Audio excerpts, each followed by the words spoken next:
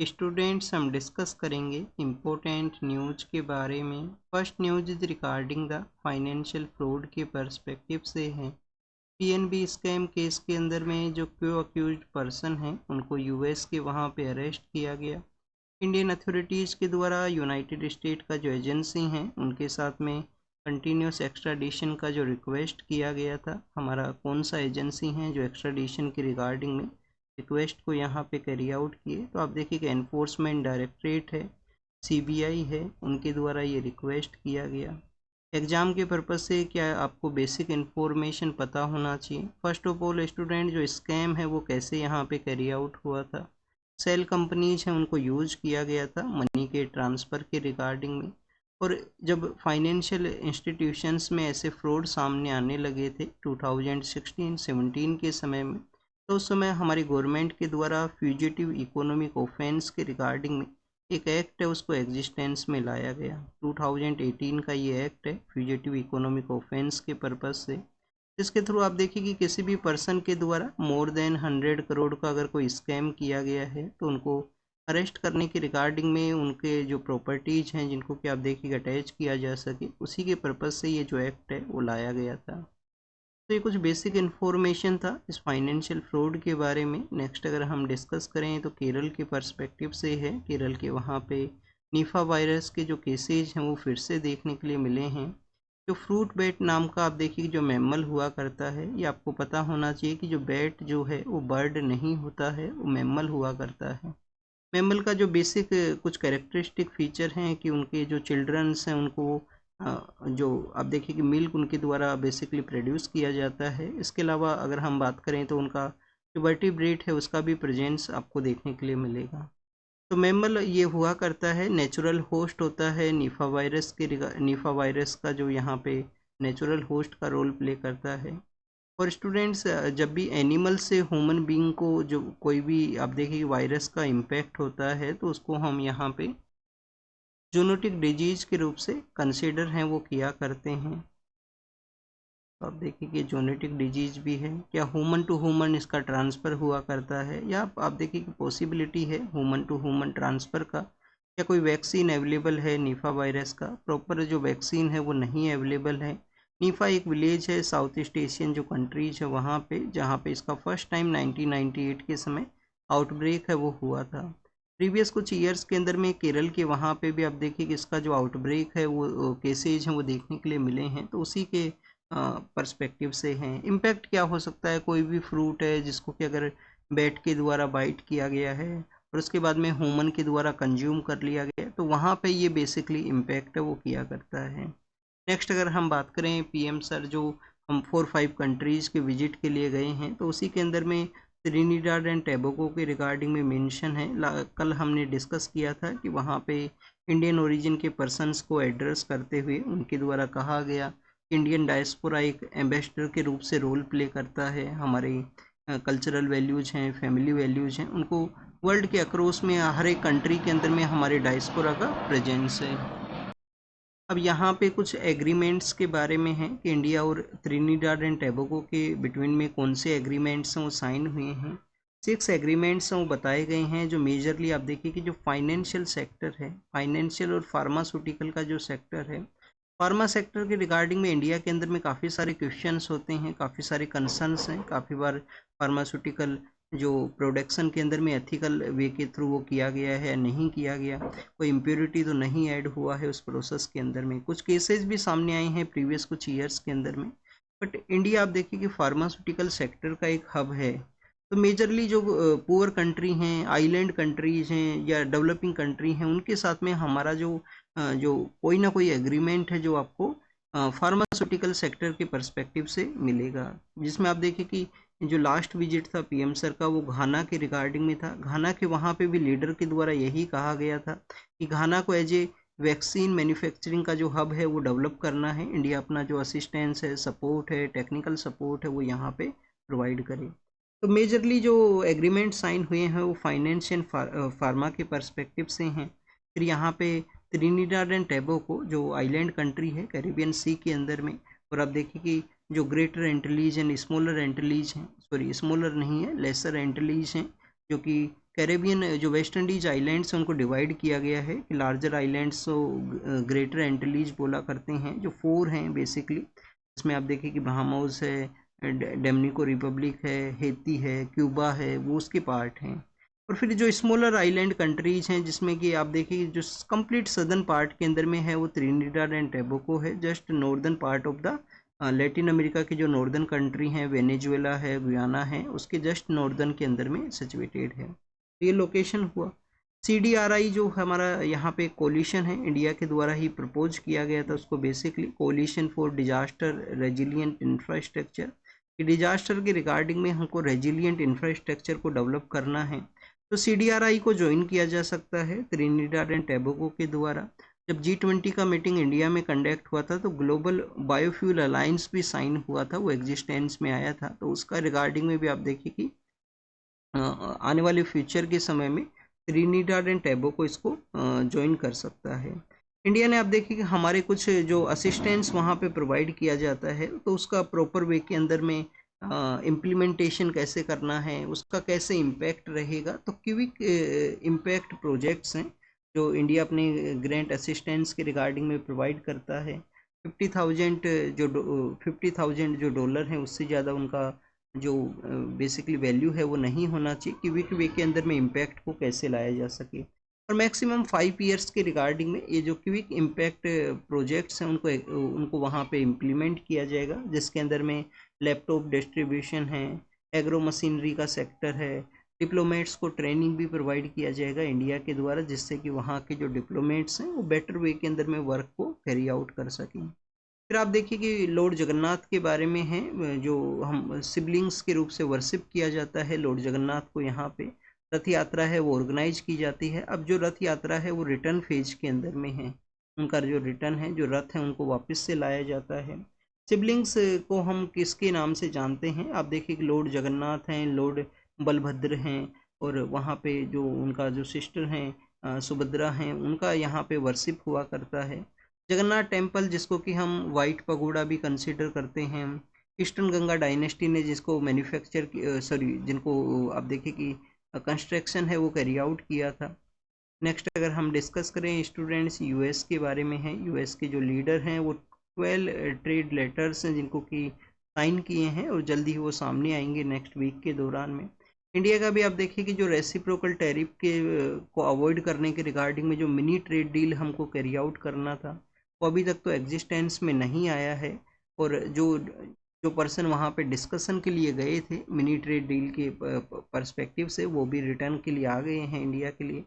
तो क्या पॉसिबिलिटी है कि इंडिया का ट्रेड डील आए? आप देखिए हो भी सकता है कि ट्रेड डील को कर दिया जाए, बट रेसिप्रोकल का जो डेट है वो 9 जुलाई है कि जब यूएस रेसिप्रोकल टैरिफ है उसको इम्पोज करेगा।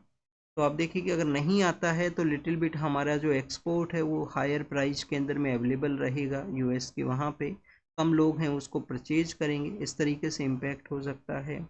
हमारे जो कॉमर्स एंड इंडस्ट्री के जो मिनिस्टर हैं उनका क्या स्टेटमेंट था इसके रिगार्डिंग में कि इंडिया ऑलरेडी काफ़ी सारे कंट्रीज के साथ में फ्री ट्रेड एग्रीमेंट है वो नेगोशिएशन फेज के अंदर में है, और किसी भी एक डेट फिक्स डेट को देखते हुए जो फ्री ट्रेड एग्रीमेंट है वो नहीं किया जाएगा। यहाँ पे इंडिया को अपना जो बेनिफिट है वो देखना है। यूएस का डिमांड है कि इंडिया अपना जो डेयरी का जो सेक्टर है, एग्रीकल्चर का जो सेक्टर है उसको ओपन करे, और यूएस की जो कंपनीज हैं वो वहाँ पे इन्वेस्टमेंट को कर सकें।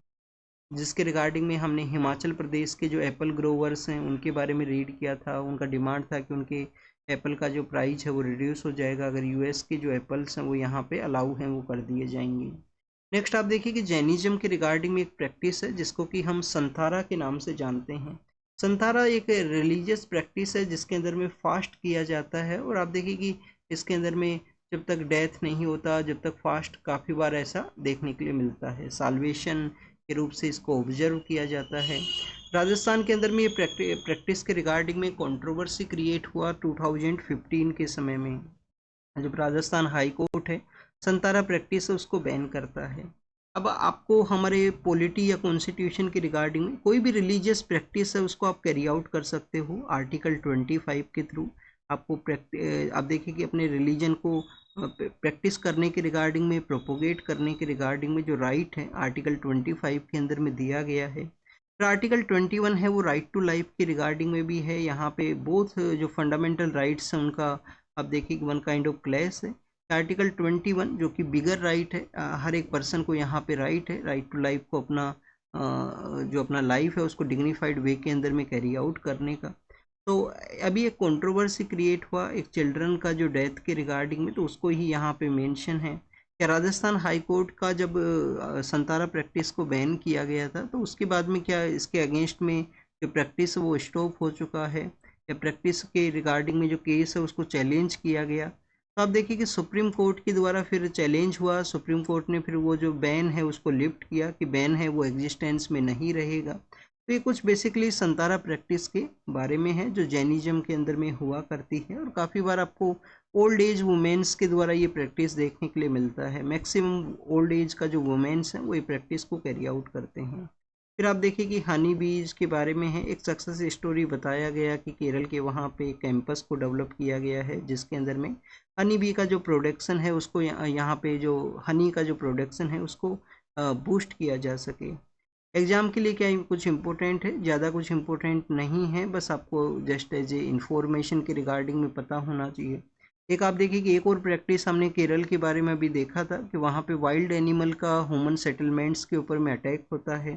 तो हमने रीड किया था कि वहाँ पे जो टर्मरिक है, जो हल्दी जो होती है उसको यूज़ किया जाता है वहाँ पे प्लांटेशन के रिगार्डिंग में, वाइल्ड एनिमल्स हैं जो अटैक को ना कैरी आउट करें। उसको पायलट बेसिस के ऊपर भी कुछ एरियाज में प्रैक्टिस किया गया, वाइल्ड एनिमल्स का अटैक नहीं हुआ था। तो ये प्रैक्टिस भी हमने पिछले कुछ दिनों के अंदर में रीड किया था। इंडिया के अंदर में आप देखिए कि हनी के रिगार्डिंग में एक क्वेश्चन होता है कि हमारी जो बिगर कंपनीज हैं जो इस मार्केट को डोमिनेट करती हैं, वो कंपनीज आप देखिए कि उनका जो हनी है वो एडल्ट्रेट सिचुएशन में होता है कि जो वहाँ पे एक फ़िक्स अमाउंट है उसका ना होना, मोर शुगर कंटेंट होना, जितनी भी जो ब्रांड्स हैं जो अपना हनी का मार्केट के अंदर में जिनका डोमिनेशन है।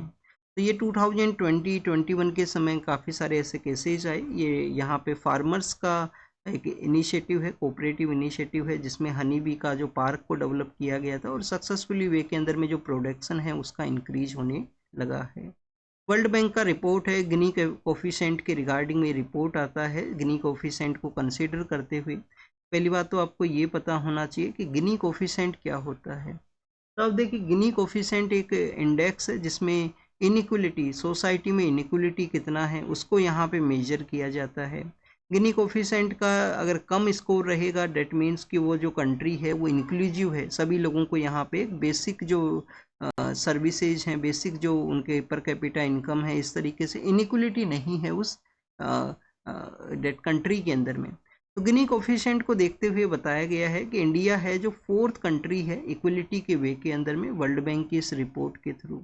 एक आप देखिए कि इनिक्वलिटी इंडेक्स निकालता है, ऑक्सफैम नाम का एक ऑर्गेनाइजेशन है वो भी इनिक्वलिटी इंडेक्स है उसको रिलीज करता है। अगर आपको ये सब नहीं पता है तो स्टूडेंट्स अखबार को रीड किया कीजिए, और इसके अलावा आप देखिए कि अखबार न्यूज़पेपर को अच्छे से रीड करने के अलावा आप अपने जो करंट अफेयर्स लिखते हो उनको लिखा कीजिए कहीं ना कहीं पे, जिससे बार बार उनको रिवाइज कर सकें। हम काफ़ी बार इन टॉपिक्स को रीड है वो किए हैं। इनिक्वलिटी किस तरीके से रिड्यूस हुआ है इंडिया के अंदर में 2011-12 के समय में, 11-12 से लेकर और 2022-23 के समय अगर हम कंपेयर करें तो इनिक्वलिटी जो एक्सट्रीम पॉवर्टी लेवल है वो 16% हुआ करता था उस दौरान में, कि जो लोग हैं वो एक्सट्रीम पुअर हैं, जो मिनिमम क्राइटेरिया है उसको भी आप देखिए कि परचेज है वो नहीं कर पाते हैं, उनका उस तरीके से जो अर्निंग जो कैपेसिटी है वो नहीं है। अब ये जो एक्सट्रीम पॉवर्टी है वो 2.3% है, वो हो चुका है बेटर। यहाँ पे गिनी कोफिशिएंट है वो इंडिया का ऑब्जर्व किया गया। कौन से ऐसे कंट्री हैं जो कि इंडिया से ज़्यादा उनका यहाँ पे इक्वलिटी है उसको बताया गया है, इंक्लूसिव सोसाइटी को बताया गया है। तो सोल्वेक रिपब्लिक है, स्लोवानिया है और बेलारूस है। स्लोवेक रिपब्लिक है, स्लोवानिया है, स्लोवेनिया है और आप देखिए कि बेलारूस है। बेलारूस तो just northern part of Ukraine के वहाँ पे सिचुएटेड है। ये आपको बेलारूस पता होना चाहिए कि रसिया के द्वारा अपने न्यूक्लियर वेपन्स को ट्रांसलोकेट किया गया था, वहाँ पे ट्रांसफ़र करने का बात किया गया था। नेक्स्ट अभी रिसेंटली ये यूरोप के अंदर भी डिस्कशन है कि फ्रांस का प्रपोजल है कि वो अपने न्यूक्लियर वेपन्स को ट्रांसलोकेट करे कुछ अदर पार्ट के रिगार्डिंग में, जिसको कि उस दौरान में भी ये टॉपिक है वो न्यूज़ में रहा था। कोऑपरेटिव आप देखिए कि हमारे जो मिनिस्टर ऑफ होम अफेयर्स हैं, जो कोऑपरेटिव मिनिस्ट्री है उसको भी उसके भी वो मिनिस्टर हैं बेसिकली। तो कोऑपरेटिव जो मिनिस्टर हैं अमित शाह साहब, तो उनके द्वारा आप देखिए कि एक कोऑपरेटिव यूनिवर्सिटी है उसको सेटअप किया गया, उसका फाउंडेशन है वो रखा गया है। कहाँ पे रखा गया है? गुजरात के अंदर में रखा गया है। और ये जो एरिया है वो बेसिकली आप देखिए कि जहाँ पे इंडिया का सक्सेसफुल जो कोऑपरेटिव इनिशिएटिव है आनंद, आनंद का जो अमूल मिल्क है आनंद के वहाँ पे, तो वो one kind of most successful एक कोऑपरेटिव ऑर्गेनाइजेशन जिसने बेटर वे के अंदर में वर्क किया, क्वालिटी जो मिल्क है उसको प्रोवाइड किया। और जो अब हमारा इंडिया का वाइट रिवॉल्यूशन है उसके अंदर भी उनका एक इम्पोर्टेंट कंट्रीब्यूशन है। तो यहाँ पे अगर हम डिस्कस करें कोऑपरेटिव यूनिवर्सिटी के बारे में, यूनिवर्सिटी का जो नेम है वो त्रिभुवन कोऑपरेटिव यूनिवर्सिटी रखा गया है।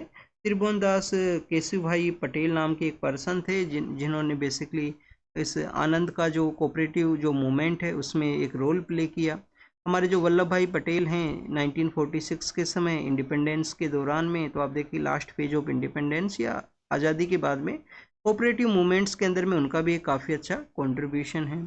वल्लभ भाई पटेल साहब को हम सरदार वल्लभ भाई पटेल कंसीडर करते हैं। तो आप देखिए कि उनका जो सरदार का जो टाइटल है वो कहाँ पे मिला था उनको। तो सरदार का टाइटल के बारे में आपको पता होना चाहिए। बारडोली नाम का एक जगह है सूरत के पास में, अगर आप जाओगे सदर्न पार्ट ऑफ गुजरात में जो सूरत है, तो सूरत के पास में एक जगह है बारडोली। बारडोली के अंदर में एक मूवमेंट होता है, उसको वो लीड करते हैं। और बारडोली का जो महिलाएं हैं उनके द्वारा उनको सरदार का जो टाइटल है वो दिया गया था कि आप हमारे रिप्रेजेंटेटिव हो, आप हमारे लीडर हो इस मूवमेंट के। तो सरदार का जो टाइटल है वो वहाँ से उनको मिला था। फिर आप देखिए कि जब एम के गांधी वापस से आते हैं अफ्रीका से इंडिया में, तो उनके द्वारा कुछ मूवमेंट किए गए थे, चाहे चंपारण का मूवमेंट हो, अहमदाबाद के अंदर में मील स्ट्राइक करना हो, खेड़ा का मूवमेंट हो, हर एक मूवमेंट के अंदर में उन्होंने कोई ना कोई लीडर्स हैं वो प्रोड्यूस किए। जैसे चंपारण के अंदर में आप देखिए कि राजकुमार शुक्ल हैं, राजेंद्र प्रसाद हैं, ये लीडर्स इमर्ज हुए वहाँ से। अगर हम बात करें डेट अहमदाबाद मील स्ट्राइक के अंदर में, तो आप जो विक्रम साराभाई हैं उनके फैमिली मेंबर्स को एज ए लीडर के रूप से सेटअप किया गया था उस दौरान में। और खेड़ा के अंदर में जो हमारे वल्लभ भाई पटेल साहब हैं वो एक लीडर के रूप से इमर्ज होते हैं। तो एक लीडरशिप का एक क्वालिटी होता है कि लीडर्स जो यहाँ पे जो ग्रेट लीडर्स हैं वो हमेशा आप देखिए कि लीडर्स हैं उनको क्रिएट करता है। Leader always create the leaders, अलग अलग पार्ट के अंदर में, अलग अलग एरिया के अंदर में। तो ये basically cooperative society, cooperative movement के बारे में है। हमारे कॉन्स्टिट्यूशन के अंदर में कोऑपरेटिव्स के बारे में कहाँ पे मेंशन है? आर्टिकल 19, जहाँ पे आप एसोसिएशन भी फॉर्म कर सकते हो, कोऑपरेटिव ऑर्गेनाइजेशन भी फॉर्म कर सकते हो। आर्टिकल 43B है। और इसके अलावा आर्टिकल 243 ZS से लेकर ZT तक के जो प्रोविजंस है वहाँ पे भी कोऑपरेटिव्स के बारे में मेंशन हुआ करता है।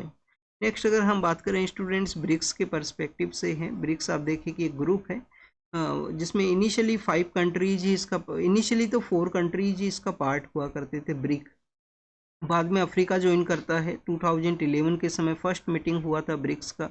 अब यहाँ पे जो ब्राज़ील के जो एम्बेसडर हैं उनके द्वारा कहा गया है कि कोई भी अल्टरनेटिव वे के अंदर में करेंसी है उसको नहीं लाया जाएगा ब्रिक्स कंट्रीज के द्वारा। क्या मेंबरशिप अब एक्सपेंड हुआ है ब्रिक्स का? यस स्टूडेंट्स, मेंबरशिप एक्सपेंड हुआ है। काफ़ी सारे नई कंट्रीज हैं जिनको मेंबरशिप दिया गया है।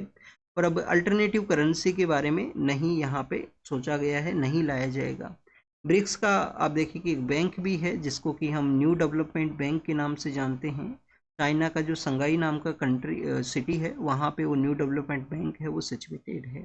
नेक्स्ट आप देखिए कि यहाँ पे एम्प्लॉयमेंट लिंक इंसेंटिव स्कीम के बारे में है। इसके रिगार्डिंग में जो ट्रेड यूनियंस है उनका अपना कंसर्न है, बट ये जो स्कीम है वो कैसे वर्क को कैरी आउट करेगा।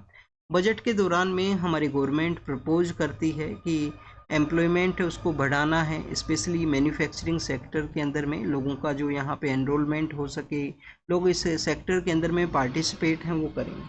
तो एम्प्लॉयमेंट लिंक्ड अगर हम यहाँ पे लिंक्ड इंसेंटिव के बारे में डिस्कस करें तो आप देखें कि जो एम्प्लॉयमेंट है मैन्युफैक्चरिंग सेक्टर के अंदर में 3.5 करोड़ के आसपास इंक्रीज करने के बारे में कहा गया था। 3.5 करोड़ जो एम्प्लॉयमेंट है उसको इंक्रीज किया जाएगा। अभी पीएम सर का एक इंटर्नशिप इनिशिएटिव भी लॉन्च हुआ था, इंटर्नशिप जिसमें बिग कंपनीज हैं, टॉप 500 कंपनीज हैं, वहाँ पे इंटर्नशिप या ट्रेनिंग है वो प्रोवाइड करने का वो इनिशिएटिव था। तो आप देखिए कि इस कम्प्लीटली जो जो स्कीम है उसको इम्प्लीमेंट करने वाला एजेंसी कौन है? ईपीएफओ जो कि लेबर मिनिस्ट्री के अंडर में है। तो आप देख ईपीएफओ के द्वारा इसको इम्प्लीमेंट किया जाएगा। नया जो रिक्रूट एम्प्लॉय है उसको जिनका सैलरी 1 लाख तक है उनको 50,000 है जो यहाँ पे जो मनी है 15,000 मनी है वो प्रोवाइड किया जाएगा। जो एम्प्लॉयर हैं जिन्होंने बेसिकली उस जिनके द्वारा जॉब को प्रोवाइड किया गया उनको भी आप देखिए कि कुछ मनी है वो गवर्नमेंट यहाँ पे प्रोवाइड करेगा। अब उसी के रिगार्डिंग में ट्रेड यूनियंस का कंसर्न है कि उनको यहाँ पे जो पीएम का जो इंटर्नशिप स्कीम था उसके अंदर भी बिग कंपनीज को जो मनी है वो मिला है, यहाँ पे एम्प्लॉयर को भी जो मनी है वो मिलेगा। तो आप देखिए कि हो सकता है कि बिग कंपनीज को यहाँ पे मोर बेनिफिट रहे। और ट्रेड यूनियंस हैं हमेशा वर्कर्स के वेलफेयर के बारे में डिस्कस करते हैं, हमेशा वर्कर्स के वेलफेयर के रिगार्डिंग उनका प्रोटेस्ट एंड स्ट्राइक्स हैं वो हुआ करते हैं। तो ट्रेड यूनियंस के ऑब्जेक्शन के पर्सपेक्टिव से था तेलंगाना के वहाँ पे फार्मास्यूटिकल सेक्टर के अंदर में एक ब्लास्ट हुआ।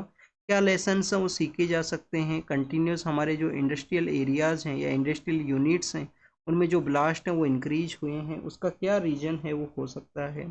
फर्स्ट रीजन है स्टूडेंट्स रेगुलेटरी फ्रेमवर्क की, जो हमारे जो रेगुलेशन के रिगार्डिंग में जो भी कानून है, रेगुलेटरी जो फ्रेमवर्क है उसका इम्प्लीमेंटेशन ना होना।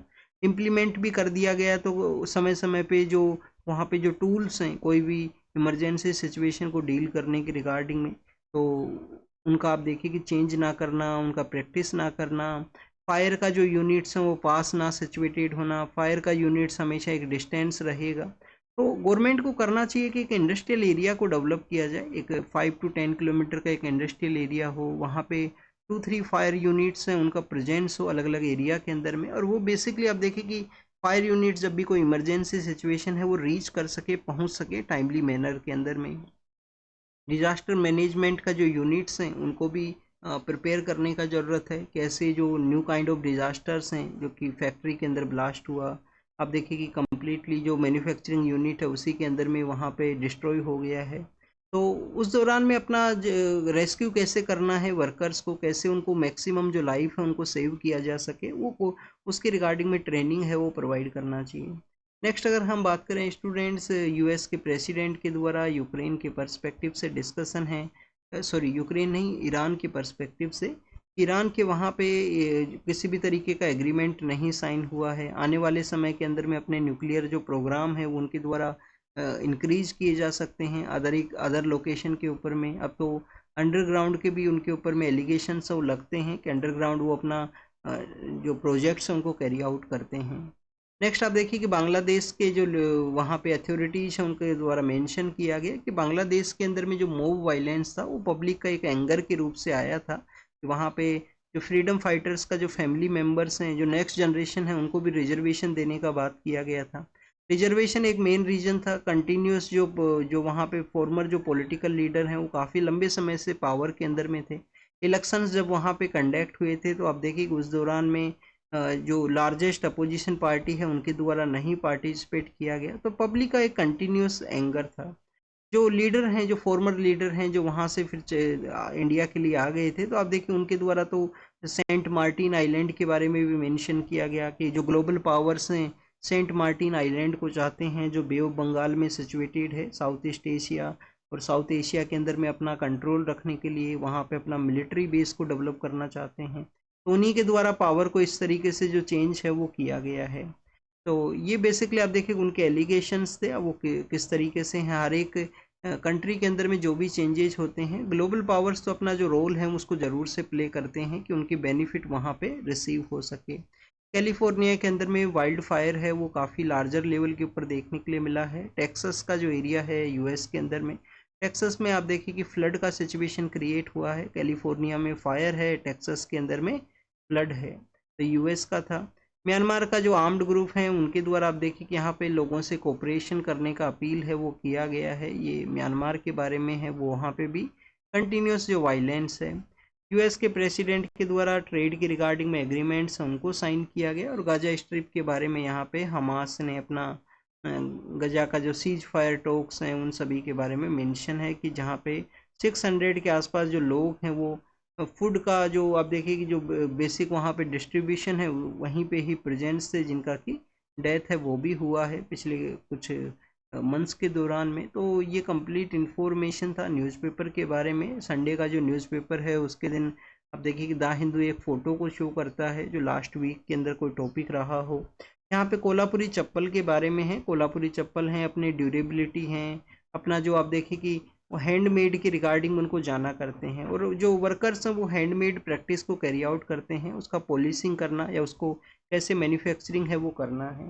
कोल्हापुरी चप्पल आप देखिए इटालियन एक ब्रांड है जिनके द्वारा इसी का सिमिलर काइंड ऑफ चप्पल्स उनको मेंशन किया गया, स्लीपर्स को मेंशन किया गया, और उसके बाद में कंट्रोवर्सी क्रिएट हुआ कि जीआई टैग है, इसको प्रोटेक्ट करने का ज़रूरत है। फिर उन्होंने कोल्हापुरी चप्पल है उसको भी रिकॉग्नाइज किया था जो इटालियन जो ब्रांड है उनके द्वारा। अब स्टूडेंट्स यहाँ पे बेसिकली इसके हिस्ट्री के बारे में बताया गया है कि 800 ईयर्स से भी ओल्ड ये प्रैक्टिस है, और ड्यूरेबिलिटी अपना जो वहाँ पे जो चमक है उसके लिए जानते हैं इसको। और छत्रपति जो साहू जी महाराज हैं, जो छत्रपति साहू जी महाराज हैं वो इसको उनके द्वारा आप देखिए कि इसको पहना करते थे, वो इसको काफ़ी प्रमोट किए थे कोल्हापुरी चप्पल्स को। तो this is all the information related to the today's newspaper. आप रीड कीजिए, रिवाइज कीजिए, जो भी इंफॉर्मेशन आपको मिला है उसको नोट डाउन कीजिए। पूरा संडे का डे है, आप अपना ऐसे लिखना चाहिए आपको। अगर आपने एक बार अच्छे से प्रिपेयर कर लिया है, आपने कंप्लीट प्रिपरेशन कर ली है, एक बार रीड कर ली हैं बेसिक बुक्स, तो आपको कोई ना कोई ऐसे है वो लिखना चाहिए। लिखने से बेनिफिट क्या होगा, एक तो राइटिंग प्रैक्टिस आपका इम्प्रूव होगा, आपका कमांड ओवर लैंग्वेज है, हाउ टू राइट वाला जो प्रोसेस है, और आप देखिए कि आपका जो झिझक है, जो आप नहीं लिख पाते हो, कभी कभी आप देखिए कि सोच काफ़ी पाते हो बट जब लिखने का बारी आता है तो आप आधा पेज लिखना काफ़ी डिफ़िकल्ट टास्क लगता है। तो जो क्वालिटी, अगर आपको आंसर राइटिंग करना है, क्वालिटी अपना लैंग्वेज के ऊपर कमांड रखना है, तो प्रैक्टिस तो करना होगा। अगर आपको बिना प्रैक्टिस करे रिजल्ट मिलता है तो बिना प्रैक्टिस करे आप कैरी आउट कीजिए। बट प्रैक्टिस एक नॉर्मल स्टूडेंट के लिए तो प्रैक्टिस ही मोस्ट इम्पोर्टेंट है, तो वो आपको करना चाहिए। नहीं, अगर आप यहाँ पे अपना प्रिपरेशन स्टार्ट किया है, फाउंडेशनल फेज में हो, अपना जो बेसिक बुक्स हैं उनको कंप्लीट कीजिए। एनसीईआरटी के अलावा जो कुछ बेसिक बुक्स हैं फर्स्ट ऑफ ऑल उनको कंप्लीट करना चाहिए, उनको अच्छे से याद करना चाहिए। फर्स्ट रीडिंग कीजिए, सेकंड रीडिंग के अंदर में उसको मार्क कीजिए, थर्ड रीडिंग के अंदर में नोट्स बनाइए, और ये आपको जो बेसिक जो आपका फाउंडेशन है उसको जल्द से जल्द स्ट्रॉन्ग करना चाहिए। जैसे हम न्यूज़पेपर में कोई भी टॉपिक रीड करते हैं, यहाँ पे हमने रीड किया लॉर्ड जगन्नाथ का जो टेम्पल है वो आप देखिए ईस्टर्न गंगा डायनेस्टी, तो आपको ये पता होना चाहिए कि eastern Ganga dynasty eastern part of India से रूल किया करती थी। अंतावर्मन चोड़ागंगा नाम के वो पर्सन हैं। जो जगन्नाथ टेम्पल है उसको हम वाइट पगोड़ा भी कंसीडर करते हैं। त्रिनिदाद एंड टोबैगो में हमने डिस्कस किया ग्रेटर एंटीलीज एंड लेसर एंटीलीज, तो ये जो बेसिक ज्योग्राफी का एक टॉपिक हुआ। ऐसे न्यूज़पेपर भी आपको जब ही हेल्प करेगा जब आपके बेसिक्स काफ़ी स्ट्रॉन्ग रहेंगे। बट ऐसा नहीं है कि जब आप अपना बेसिक्स को स्ट्रॉन्ग करो उस दौरान में न्यूज़पेपर को नेगलेक्ट करो। न्यूज़पेपर पढ़ते रहिए, बट बेसिक्स का टारगेट रखिए कि 2 मंथ के अंदर में आपको अपना एनसीईआरटी और बेसिक किताबें फिनिश करनी है। उसके बाद में आपको न्यूज़पेपर पढ़ना भी सही लगेगा, ये भी आपको जो बेनिफिट है वो प्रोवाइड करेगा। जैसे हमने आर्टिकल 25 यहाँ पे रीड किया, तो कौन से वो डोमेन है जो इंटरनल वे के अंदर में आप अपने रिलीजन में कंसीडर करते हो। आर्टिकल 25 के एक्सेप्शन क्या, हेल्थ ग्राउंड भी उसका एक्सेप्शन है। यस स्टूडेंट्स, हेल्थ ग्राउंड एक एक्सेप्शन क्राइटेरिया है वहाँ पे 25 का। So this is all the information related to the today's newspaper. Thank you very much.